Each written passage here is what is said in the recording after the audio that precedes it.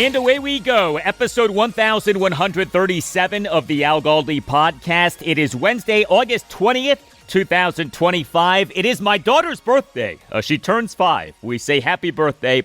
She was born on the night on which the news broke that then Washington football team head coach Ron Rivera had cancer. I actually fired off a tweet about that while my wife was in labor. I'm not sure if I should be proud or ashamed of that, but look, when you are in the content game, the content rests for no one. Also, this is the day after one of the best players in Bullet/Wizards history, John Wall, officially announced his retirement. He did that on Tuesday morning. Now, Wall has not played in an NBA regular season game since January 2023, so his NBA career has been done for a while, but the retirement now is official. The Wizards took Wall out of the University of Kentucky with the number 1 overall pick in the 2010 NBA draft. His time with the Wizards and NBA career overall got ruined by injury. And yes, there was controversy with John Wall. It was not all sunshine and rainbows with John Wall with the Wizards, but he at his peak was a really good player. Wall is the franchise's all-time leader in regular season assists and regular season steals, and is number 2 in franchise history in regular season value over replacement player. He at one point led the Wizards to the NBA playoffs in 4 of 5 seasons, including a 49-win 2016-2017 regular season for which he made the All-NBA third team. Wall was responsible for some classic moments, including a game-winning 3 over Avery Bradley in a 92-91 win over the Boston Celtics at Capital One Arena in Eastern Conference Semis Game 6 in May 2017. Wall did a lot of community work, had a very good reputation when it came to dealing with fans. So we on this podcast choose to remember the good with John Wall. A happy retirement to him. The damn Washington Wizards. Yes, thank you, Stephen A. Smith. Hello and welcome to this Wednesday installment of the Al Galdi podcast. The Commanders on Tuesday afternoon announced the signing of unrestricted free agent offensive tackle George Fant. The 2025 season would be his age 33 season. He in his NFL career has played in regular season games for the Seattle Seahawks, New York Jets, and Houston Texans. There's some offensive line depth for the Commanders, and yes, another older player for the team. A quick turnaround for the team. It off the 31-17 preseason loss to the Cincinnati Bengals at Northwest Stadium on Monday Night Football has a third and final game in the NFL's 2025 preseason in just a few days. The Commanders versus the Baltimore Ravens at Northwest Stadium this Saturday at noon. Saturday, by the way, is my son's birthday. He'll turn 8.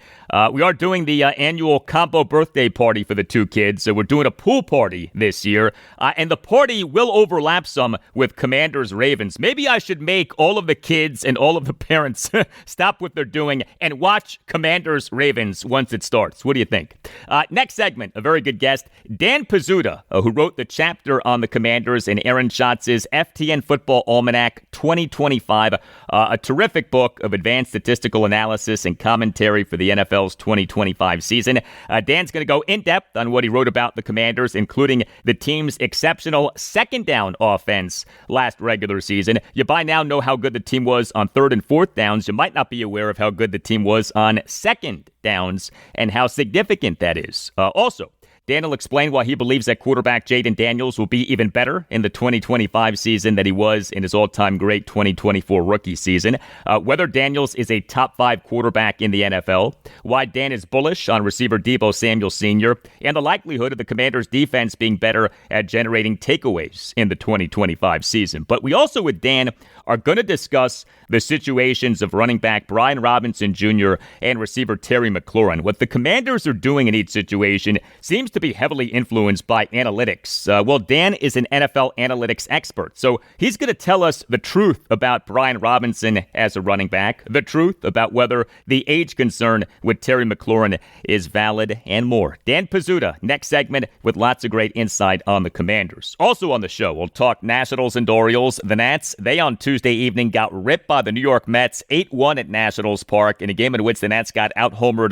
4-0. Another bad outing for starting pitcher Jake Irvin. He allowed 6 runs in 6 innings. The O's, they on Tuesday night won for the 6th time in 7 games, a 4-3, 11-inning win at the Boston Red Sox to complete a 2-game sweep. The O's won despite blowing a 3-1 9th-inning lead. You can hit me up on X at Al Galdi. You can email me, the Al Galdi podcast at yahoo.com. Lots of feedback on the Brian Robinson situation, including something that I posted on X on Monday and said on Tuesday's show, episode 1136. If you go by the Aaron Schatz DVOA metric, rushing DVOA stats for Commanders running backs in the 2024 regular season, Chris Rodriguez Jr., 34.2%, Jeremy McNichols, 22.7%, Austin Eckler, 15.3%, Brian Robinson, minus 4.2%. From Linwood Gray on X, writes Linwood. The eyes told me this, but the team's insistence on starting B-Rob last season had me questioning my eyes. Thank you for that, Linwood. You know what's funny is that a popular take around this time last year was that Brian Robinson was poised for a big 2024 season. Remember that? From T. Kennedy on X, writes T. Kennedy, that says it all. AP, rightfully so, is listening to his analytics team. Thank you for that, T. Kennedy. From Michael on X, writes Michael, oof, what do you think B-Rob would fetch in a trade? I think others like Bill or C-Rod should get more reps, but if we can only get a 6th or 7th rounder, is the draft pick more valuable than B-Rob as a backup or as a running back by committee player? Thank you for that, Michael. I wonder the same thing, especially given what the Commanders have with these presumed 4 running backs who are going to make the team's initial 53-man roster for the 2025 season. Chris Rodriguez and Ja'Cory Krosky-Merritt are largely unproven. Austin Eckler last season suffered 2 concussions, and Jeremy McNichols, nice player, but he would not seem to have a high upside. From peer-reviewed tweets on X, writes peer-reviewed tweets. The lack of playing time for C-Rod was one of last season's biggest mysteries. Thank you for that, peer-reviewed tweets. Chris Rodriguez in the 2024 regular season played in just 9 games, had just 35 carries. Keep in mind, the Commanders cut him. They, on August 27th, 2024, in their cut down to 53, released Rodriguez. They, on August 28th, 2024, announced having signed Rodriguez to the practice squad. He did not play on a single offensive snap last regular season until the Commanders' 27-22 win at the New York Giants last November 3rd. But he in the Commanders' 30-24 overtime win over the Atlanta Falcons at Northwest Stadium on Sunday Night Football on December 29th to clinch a playoff spot was used to ice the game. That really stood out, that in crunch time, the Commanders went with Chris Rodriguez as the featured back. From Michael on X, writes Michael, the problem with this analysis is the law of large numbers in statistics only applies to B-Rob, who had 187 carries. C-Rod had 35 carries, and McNichols had 55. B-Rob had 5 times the carries of C-Rod and 3.5 times the carries of McNichols. In stats, inferring results from less than 100 samples is dicey. Thank you for that, Michael. That is a fair comment about those DVOA stats, but Brian Robinson's rushing DVOA is so much worse than the rushing DVOA stats for Chris Rodriguez, Jeremy McNichols, and Austin Eckler that the stats are hard to ignore. Rodriguez, McNichols, and Eckler were all in the double digits of positive DVOA.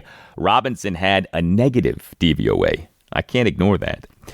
Feedback on Josh Johnson for a second time in 2 games for the Commanders in the NFL's 2025 preseason, creating distance between himself and Sam Hartman in the competition for the team's QB3 job. From Brutta Watts on X, writes Brutta, Hartman, to the practice squad you go. Thank you for that, Brutta.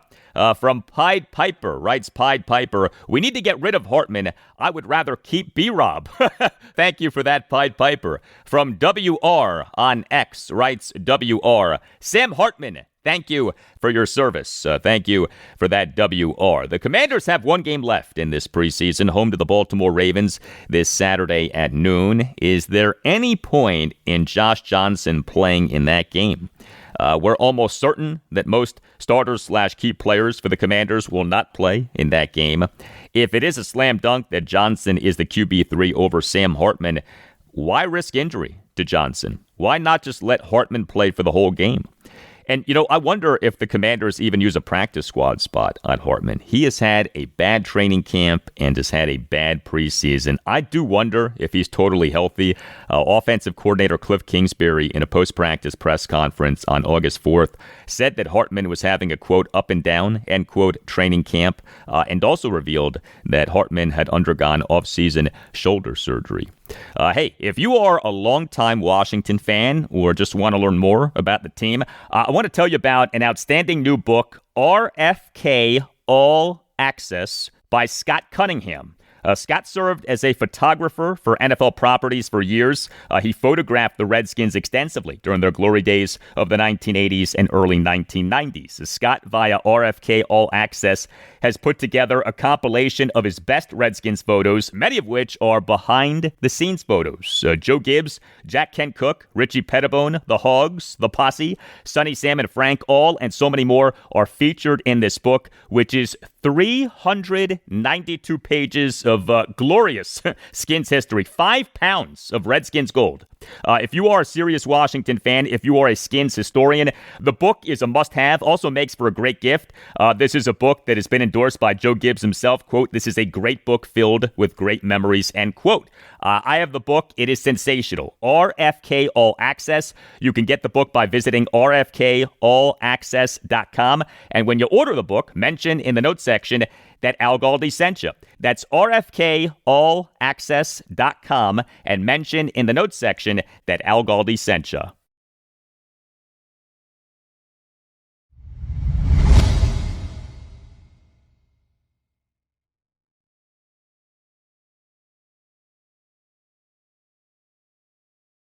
Hey, if you are listening to this podcast via Apple Podcasts or Spotify, you can rate the podcast with a star rating. 5-star ratings are greatly appreciated. They help us out a lot. Thank you for doing them. So we have what's going on with the man who had been the Commanders' RB1 for the previous 3 seasons, Brian Robinson Jr., and we have what's going on with the man who is the team's WR1, Terry McLaurin. Brian Robinson's time with the team essentially is over. We on Sunday evening had reports that the Commanders were interested in trading Robinson. He then did not play at all in the team's 31-17 preseason loss to the Cincinnati Bengals at Northwest Stadium on Monday Night Football. And Commanders head coach Dan Quinn, during his postgame press conference late night on Monday night, essentially confirmed that the team is going to trade Robinson or cut Robinson. Robinson did not attend the game on Monday night. Terry McLaurin did not attend the game on Monday night. The Commanders this past Saturday morning announced having activated McLaurin from the active/physically unable to perform list. He had been on that since July 27th. This due to an ankle injury that is believed to be a cover for him to not practice while he is mad about his contract extension negotiations, and anger that has led to him to request to be traded. We know that Washington is in on analytics like never before, as managing partner Josh Harris is a big analytics person, and the front office has plenty of people who are big on analytics. And so we welcome back to the Al Galdi podcast right now someone who writes about the NFL from both an analytics and X's and O's perspective. He does a great job of combining the two worlds. He is Dan Pizzuta, who wrote the chapter on the Commanders in Aaron Schatz's FTN Football Almanac 2025, an outstanding book of advanced statistical analysis and commentary for the NFL's 2025 season, the most accurate NFL team projections, 300-plus fantasy football player projections. You can get the book by going to ftnfantasy.com. You could follow Dan on X at Dan Pizzuta, and Pizzuta is spelled Pizzuta. Hey, Dan, how are you? I'm doing well. Thanks for having me. How are you? Doing well. Good to talk to you. Analytics are not kind to Brian Robinson's 2024 season. He, per Aaron Schatz's DVOA metric, had a rushing DVOA for the 2024 regular season of just minus 4.2%. Robinson, per Pro Football Reference, had a rushing success rate for the 2024 regular season of just 48.7%. League average was 49.6%. And these bad stats were despite the Commanders facing very few stacked boxes. As you wrote in the chapter on the Commanders, quote, because the Commanders still had a spread-out offense, Washington rarely ran into a stacked box. FTN data charting has them running 73% of the time against 6 men in the box or fewer, second behind Seattle end quote. The 2025 season will be Robinson's fourth NFL season. How do you view him as a running back, and why do you think that the Commanders have soured on him? Yeah, I'd kind of put him in the okay category, and I think there was some production that was definitely, I think, aided schematically by what Washington was able to do. Again, like with so few stacked boxes, they ran into the highest percentage of light boxes because of how spread out everything was on offense. So I think there were a lot of things that had helped him out a little bit there. But I also kind of, like you said, negative DVOA is probably not something you're looking for on a team that had the highest success rate on non-quarterback runs last year. So this was an offense that was schemed up very well to produce running game success. And Robinson still did not quite have that. I think he's a good short yardage back. I think for a team with like Washington, you probably want to put Daniels next to someone who could be a little more explosive, have some of those big plays and have that threat in the traditional run game also. And I don't necessarily think Robinson has been that guy throughout his career. So definitely a useful player, just probably not the type of guy that Washington needs for this type of offense in the way it is now currently situated. Yeah, and I think that you frame the situation well. It's not necessarily that Brian Robinson is some terrible running back. It's more that he's not a great fit for offensive coordinator Cliff Kingsbury's offense. An issue with Robinson is that he has generated very few explosive runs. In the current NFL, what's more important with an RB1, his per-play efficiency or his explosive play rate? That's a tough thing to answer because I think it does kind of depend on the situation you have around him. Like, I think we can look at Saquon Barkley as an example where he's always been this same back. You put his boom and bust type of running style behind the Giants offensive line, it's not doing a lot for you. You put him behind the Eagles offensive line of last year, it gives you one of the best running performances, we've ever seen. So it's so much of what I think is around here. I think because of the run blocking and the schematic things that Washington does have, it's not the Eagles offensive line, but I do think they kind of scheme in a way that having that explosive element could definitely help them outside instead of just kind of, gaining those, 4 or 5 yards at a chunk every time. I think this offense could probably benefit more from a guy who could rip off one of those big runs. Would you say that an NFL team's rushing offense is more about the team's running backs or the team's offensive line? I'd say the offensive line is definitely the biggest factor in it. But again, you could have a wide open hole and the back doesn't have the ability to do it. And I think you kind of go back to the Eagles again. This was a very similar offensive line in 2023, and DeAndre Swift was not a very explosive big play runner. But then you put Barkley behind that, and it is. So I think it's definitely a group effort. But I think the most helpful thing is having either the offensive line or the schematic advantage that is opening up rushing lanes, and that is, I think, going to be the biggest thing that does aid some of that running efficiency. I agree. Running back production in the NFL is as much, if not more, of a function of offensive scheme and offensive line play as running back production in the NFL is a function of actual running backs. Not that the backs don't matter, but there's a lot more that goes into running back production than just the actual backs. Terry McLaurin, under contract for the 2025 season, his age 30 season. A contract extension would start with the 2026 season, his age 31 season. His age does appear to be a big part of these stalled negotiations with the team. McLaurin, over his 6 NFL seasons, has been very productive and very durable. How steep is the drop-off for a receiver in his 30s? Yeah, I mean, there certainly is a drop-off, but I think we see bigger drop-offs with receivers who weren't, as good.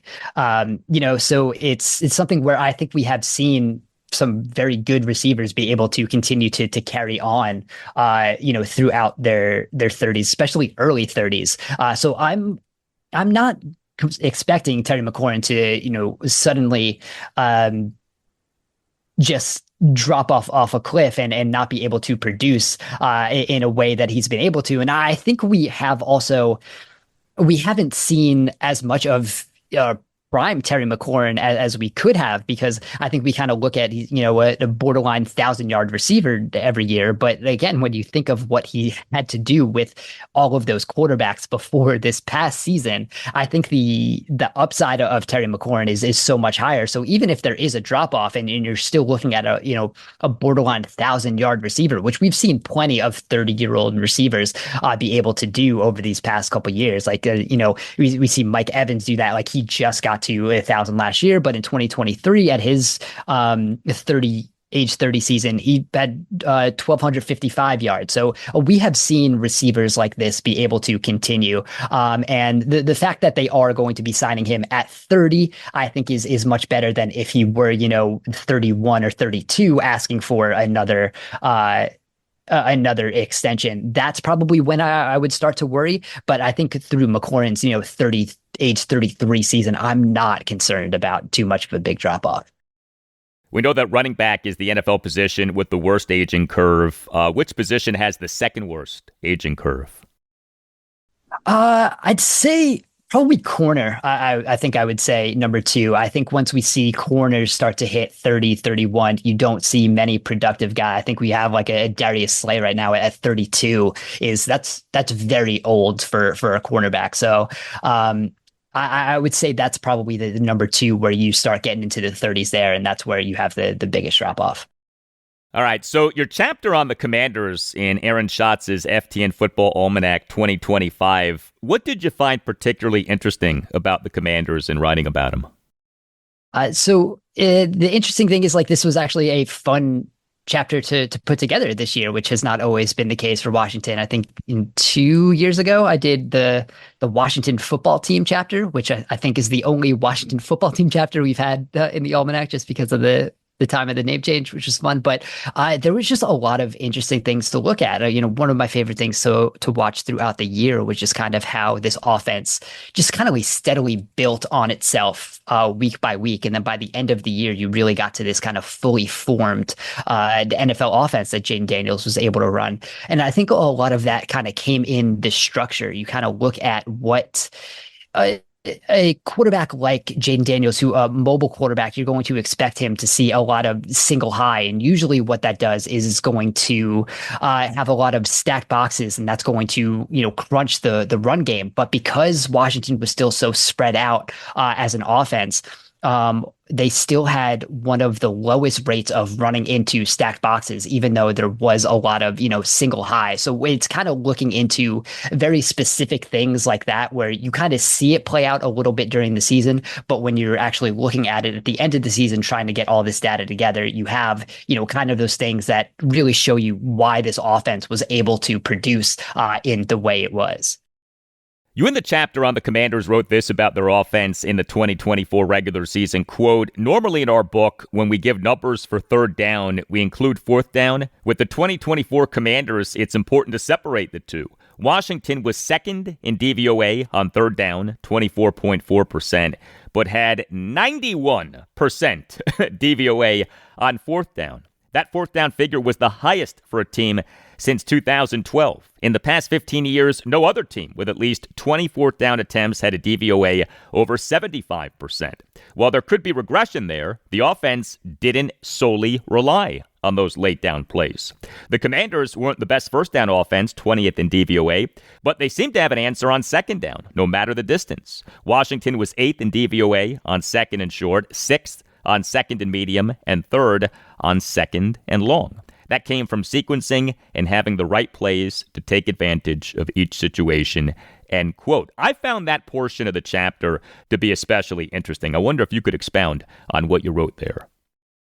Yeah, it's just one of the things where, like you said, when we're looking at kind of year over year and what is sustainable, usually the early down offense is what is more sustainable. And if you're really good on third or fourth down, especially which Washington was, it's something that you are worried is going to regress a little bit. But what I think is good is there was a lot of things that Washington just kind of did well in this sequencing of how they were putting together, where they were trying some things on first down. So they weren't the greatest first down offense, but no matter what happened on first down, they usually had an answer to back it up on second down. So they were still getting some of these third and shorts or fourth and shorts. So that was a lot of that went into why third and fourth down was so good also, because second down was really good. And when you're kind of looking at, it wasn't just a reliance on being unsustainably good on third and fourth down. So the fact that they did have some early down production that was able to get them into those favorable third and fourth downs,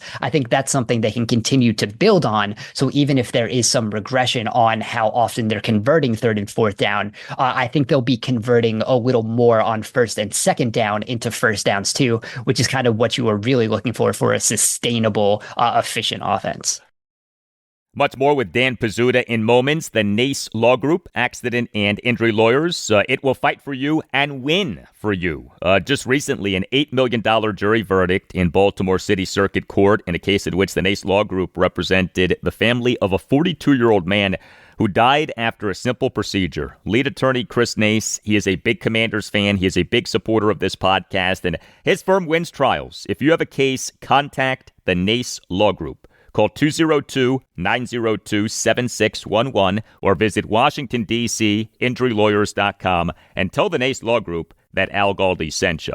The NACE Law Group is tremendous. It is a Washington, D.C.-based family law firm that handles medical malpractice, personal injury, birth injury, legal malpractice, and consumer protection cases, offering aggressive advocacy for victims in Washington, D.C.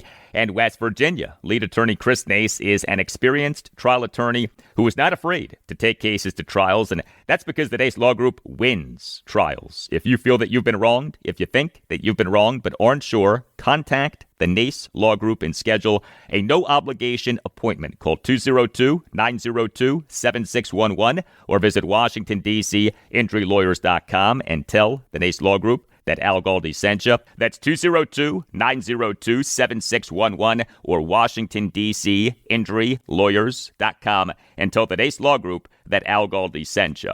The NACE Law Group, accident and injury lawyers. We're talking Commanders with Dan Pizzuta, who wrote the chapter on the Commanders in Aaron Schatz's FTN Football Almanac 2025. You can get the book by going to ftnfantasy.com. Jayden Daniels, his all-time great rookie season last season, maybe the greatest season ever by a rookie quarterback in the NFL. Was there one stat from or one aspect of his rookie season that especially impressed you?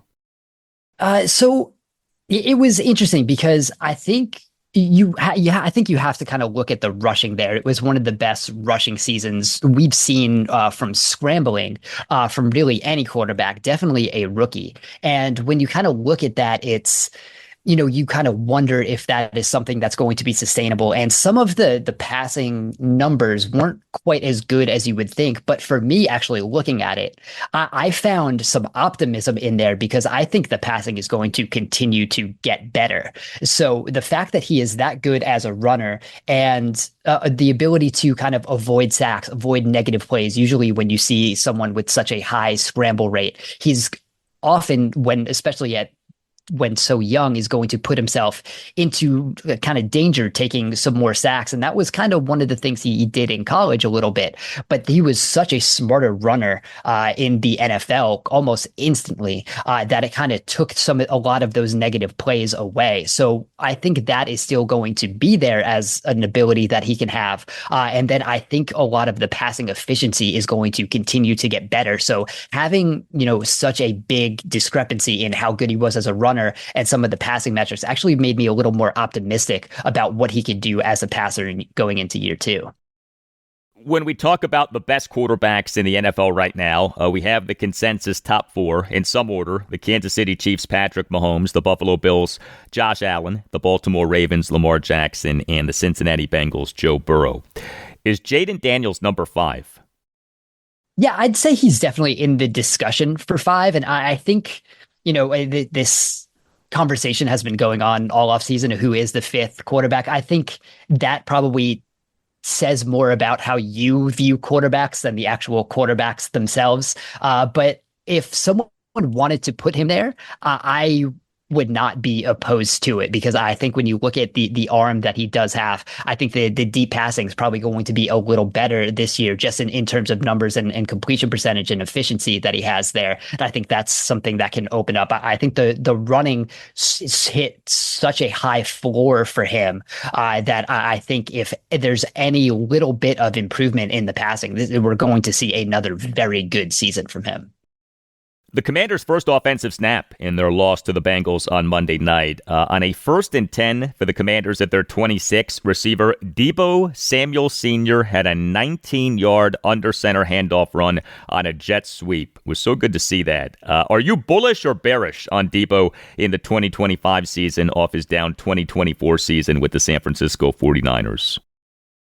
So surprisingly, I am bullish, and I'm more bullish coming out of writing this chapter than I was going in, because I think when you kind of look at, and I have this in the chapter, he definitely looks slow and not as explosive as he had been in the past. But when you look at some of the things he was doing before he got pneumonia, which I think is often a very overlooked thing that he went through last year. And the return from pneumonia coincided exactly with when Brandon Ayuk tore his ACL. So he was playing a different role when he came back also. So when you have kind of what he was doing, the ability to kind of win in the short area, he was doing that much better in the beginning of the season. And I think we kind of have the later in the season Deebo Samuel in our heads, but it was the coming back from pneumonia when he wasn't completely fully healthy, and then having to do that without Ayuk on the field, I think completely changed what he was asked to do and really played into kind of his having a bit relatively down season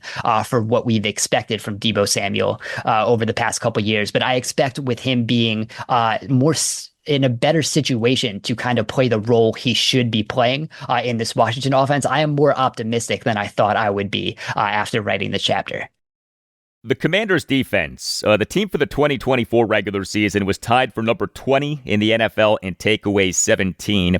Now, head coach Dan Quinn, over his 3 seasons as Dallas Cowboys defensive coordinator, 2021 through 2023, had defenses that were really good in terms of interceptions. So the Cowboys over the 2021 through 2023 regular seasons had an NFL best 59 interceptions. So also Commanders defensive coordinator Joe Witt Jr., he was the Cowboys secondary coach and defensive passing game coordinator during Quinn's time as Cowboys defensive coordinator. And Witt was with the Green Bay Packers for the 2008 through 2018 seasons. He, for the 08 season, was a Packers defensive quality control coach.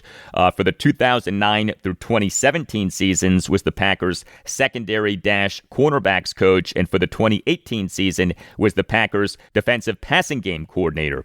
The Packers, over their 10 regular seasons, with Joe Witt having a major role in the secondary, 2009 through 2018, were number 1 in the NFL in interceptions with 176. So bottom line, Quinn and Witt have histories of presiding over secondaries that produce interceptions. Now, we know that takeaways can be fluky and volatile and year to year and even game to game. To what extent can we believe that Quinn and Witt have a secret sauce for getting the Commanders to generate more interceptions?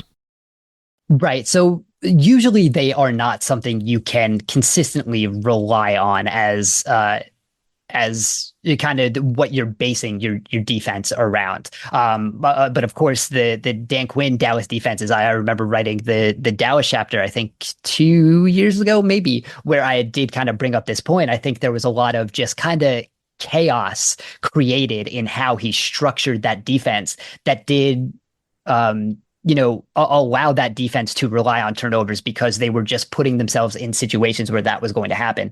I think last year, one of the things that really it didn't allow them to have the turnovers was the secondary play just was not very good.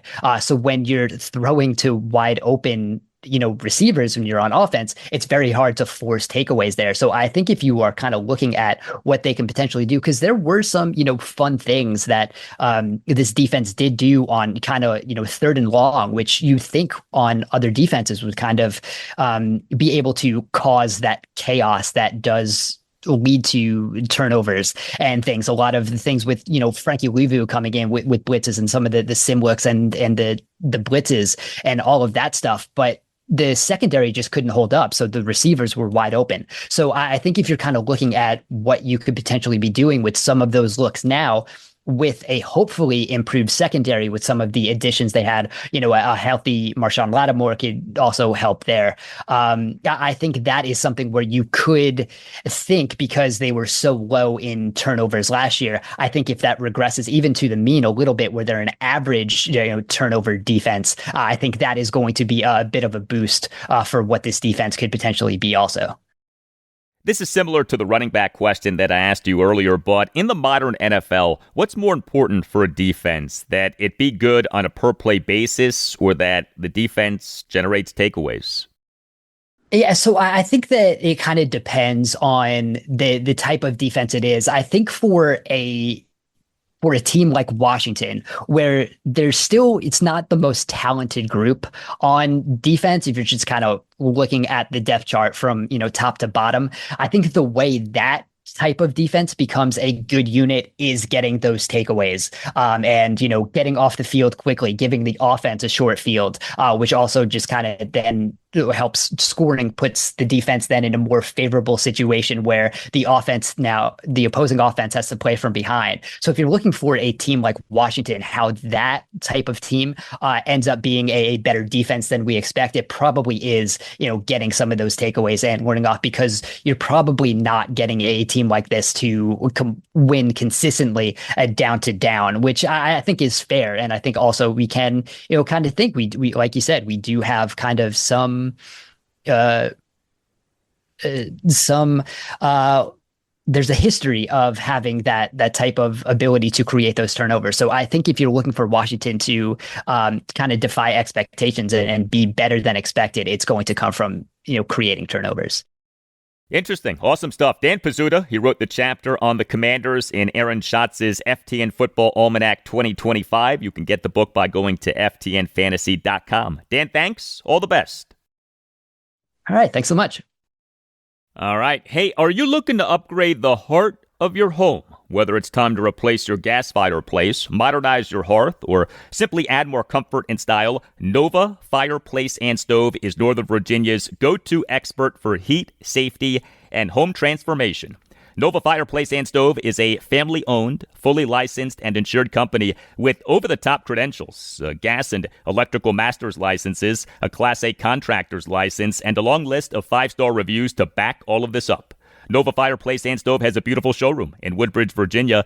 That's where your dream fireplace begins. Come in and see Nova Fireplace and Stove's stunning displays, including custom fireplace glass doors and stone refacing options that can completely transform the look of your fireplace. From sleek and modern to rustic and cozy, Nova Fireplace and Stove has something for every style. And here's what else Nova Fireplace and Stove offers: gas fireplace service and repair, chimney cleaning and brickwork repair, generator installation, panel replacement, and water heater repairs, smoke detectors, security lights, and more. Every job includes a free in-home estimate. And for listeners of the Al Galdi podcast, Nova Fireplace and Stove is offering $25 off any service. Just mention this ad. Nova Fireplace and Stove only works in Northern Virginia and thus knows the homes, the codes, and the people. Your satisfaction is 100% guaranteed because Nova Fireplace and Stove takes pride in every flame that is lit and in every customer who is served. So stop by the showroom, see what's possible, and let Nova Fireplace and Stove help you bring warmth, safety, and style to your space. You can also visit NovaFireplaceandStove.com. Nova Fireplace and Stove, where comfort meets craftsmanship, and your fireplace becomes the heart of your home.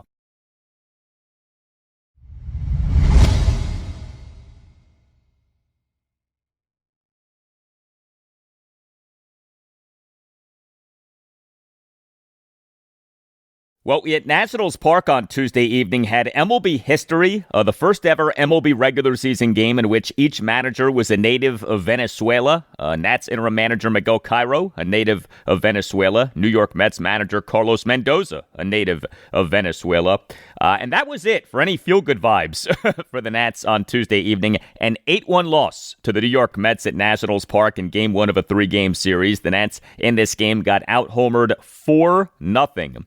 The Nats Nats in MLB's 2025 regular season now are 50-75, worst record in the National League East, second worst record in the National League, and their run differential now is minus 158, second worst run differential in the NL. The Nats on Tuesday evening scored just one run, total just 5 hits, worked just one walk, and went just 1 for 5 with runners in scoring position. The 5 hits were a triple, a double, and 3 singles. The Nats again got worked by Mets starting pitcher David Peterson. He allowed 1 run in 8 innings with 10 strikeouts versus 1 walk. The Nats, in a 5-0 loss at the Mets on June 11th, got worked by Peterson. He in that game tossed a 6-hit shutout with 6 strikeouts versus no walks. James Wood, he is the Nats starting left fielder and number 1 batter, went 0 for 4 with 3 strikeouts. C.J. Abrams, he is the Nats starting shortstop and number 2 batter, went 0 for 4. Here was Miguel Cairo during his postgame press conference on Tuesday night on David Peterson, and then you'll hear a follow-up exchange with my co-host on the Nats Chat podcast, Nats insider Mark Zuckerman of MASNsports.com. He just keep the ball down and mix it up really good. You got good changeup, good slider. The 2-seamers is a good one. And he pitched different ways every at bat. You know, it's not like he got our number, I guess. We got to do something about it. But, you know, he mix it up good. He show you different way that he can get you out. And, you know, every at bat is different to everyone. So he got good stuff. It seems like there's a lot of reaching and just ground balls to the pull side. How do they turn that into something else and not keep doing that same thing? I'm going to tell you, you know, when you get a pitcher like that you know is a ground ball pitcher, you have to make sure the ball is up. And you got to stay through it. You know, you cannot be just trying to pull. You got to stay to the middle of the field, right center if you're right-handed hitter. If you're left-handed hitter, he's going to throw you more fastball, you know, more two-seamer sliders. But, you know, he was tough today. You know, he's been tough this year against us. So I mentioned the Nats getting out-homered 4-0. Man, has the home run dried up for the Nats. They now, over 125 games, have just 118 homers. For comparison's sake, the Mets, over 125 games, have 164 homers. 2 offensive bright spots for the Nats on Tuesday evening were Dylan Cruz and Andres Chaparro. Dylan Cruz, as the Nats starting right fielder and number 6 batter, went 1 for 3 with a triple. He and the Nats 1-run 8th had a leadoff opposite field triple off the right field scoreboard. And Andres Chaparro, as the Nats starting first baseman and number 7 batter, went 2 for 2 with a double, a single, and a walk as he is back. The Nats on Tuesday afternoon announced having recalled Chaparro from AAA Rochester. This was the corresponding roster move to the Nats on Sunday afternoon, announcing having optioned infielder Jose Tena to Rochester.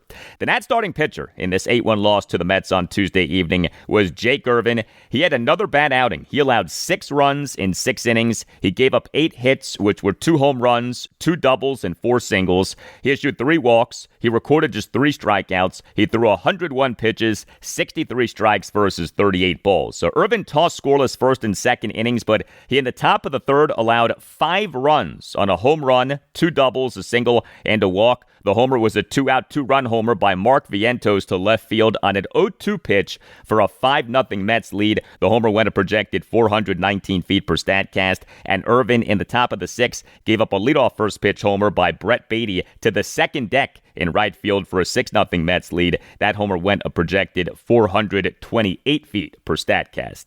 Jake Irvin now, for this regular season, 26 starts, ERA of 5.30, third worst ERA among all qualified pitchers in the majors. By the way, Nats starting pitcher Mitchell Parker has the second worst ERA among all qualified pitchers in the majors, 5.83. Irvin's whip is 1.40, and Irvin has allowed 29 home runs, most home runs allowed in the majors. His season has become a disaster. Miguel Cairo during his postgame press conference on Tuesday night on Jake Irvin, and then you'll hear a follow-up exchange with my friend Mark Zuckerman. I just, one bad inning. After that, he pick it up and finish strong. That's I'm gonna see the positive side of the outing. Like he fall behind in that second inning. When he give up the other runs. But I'm gonna tell you this: he keep his composure. Went over there attack the hitters, and he pitched better after that. So it was just one bad inning. That's been a recurring theme for him, one inning that gets away from him. Why has it been hard for him to get out of those innings? I just, that's something that they're going to talk to the pitching coaches, because we got to figure out, how we can make it that he can stay, away from those bad innings and be consistent during the 5 or 6 innings that he's going to pitch. When he pitched in Minnesota, that outing that he threw 7 innings, he was attacking the strike zone, he was keeping the ball down, and that's something that we got to look at, how he pitched that time. But I will be talking to Hickey and Doodle to see what we can do, what kind of approach or adjustment we can do on him. It was not long ago that Jake Irvin was viewed as a promising starting pitcher for the Nats moving forward. You can't say that anymore. And the Nats relief pitching in this 8-1 loss to the Mets on Tuesday evening was not good. 3 Nats relievers combined to allow 2 runs in 3 innings. Connor Pilkington allowed 1 run in 1 inning. He, in the top of the 7th, allowed a run as he, to the first batter he faced, gave up a leadoff opposite field home run by ex-Nat Juan Soto to left field in the top of the 7th for a 7-0 Mets lead. The homer went a projected 408 feet per StatCast. Pilkington in that top of the 7th also issued 2 walks. He threw 25 pitches, just 13 strikes versus 12 balls. So P.J. Poulin, he tossed a scoreless top of the 8th with 2 strikeouts despite giving up a leadoff double. And Jackson Rutledge allowed 1 run in 1 inning. He, in the top of the 9th, gave up a 2-out full count solo homer by Jeff McNeil to right field for an 8-1 Mets lead. Rutledge in this regular season now has allowed 14 home runs in just 56 and a third innings. Game 2 for the Nats against the Mets at Nationals Park Wednesday evening at 6:45. Brad Lord will be the Nats starting pitcher.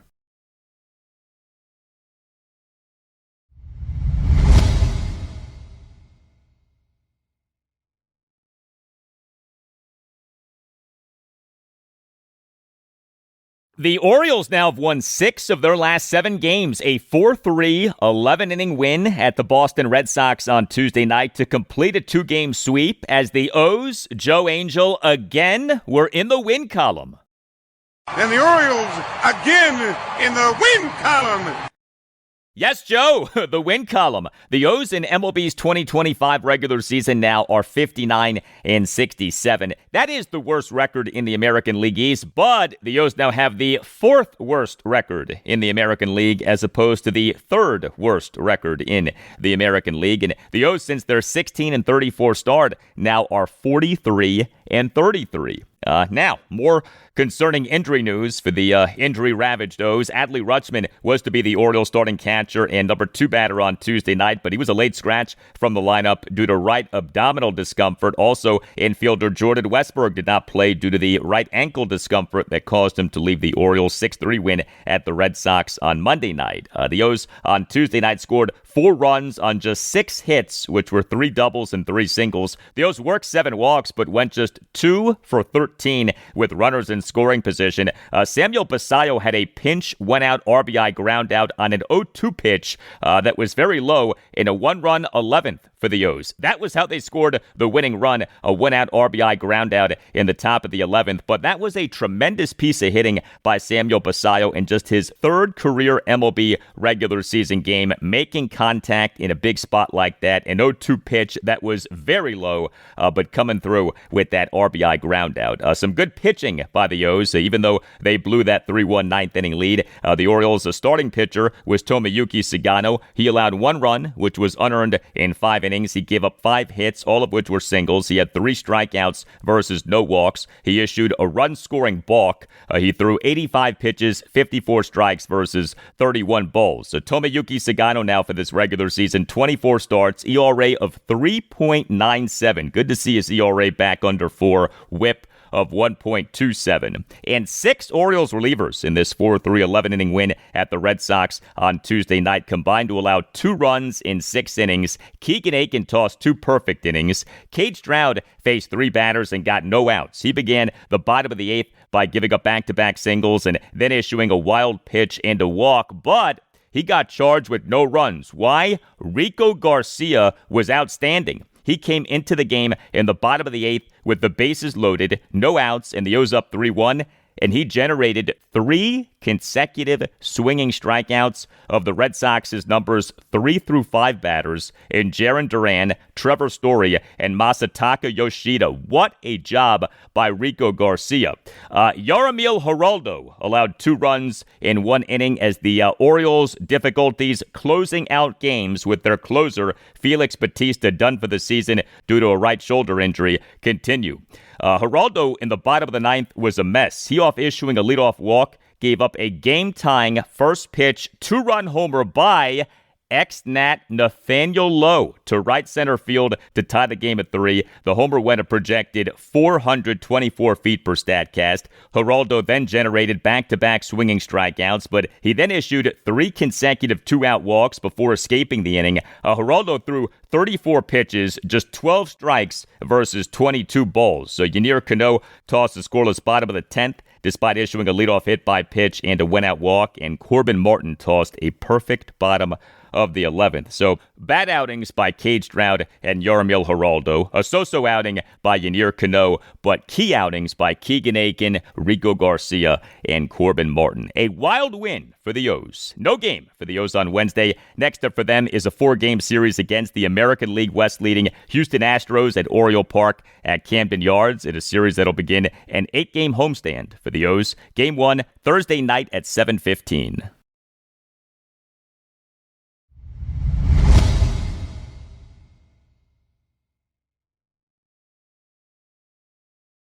And that'll do it for you and me for now. Keep the feedback coming. You can hit me up on X at Al Galdi. You can email me the Al Galdi podcast at yahoo.com. Thursday show, episode 1138. We'll provide you with more on the Commanders. Also on Thursday's show, I'll talk Nationals. The Nats are home to the New York Mets Wednesday evening at 6:45 in Game 2 of a 3-game series. Have a great rest of your Wednesday, and I'll talk to you on Thursday. The damn Washington Wizards.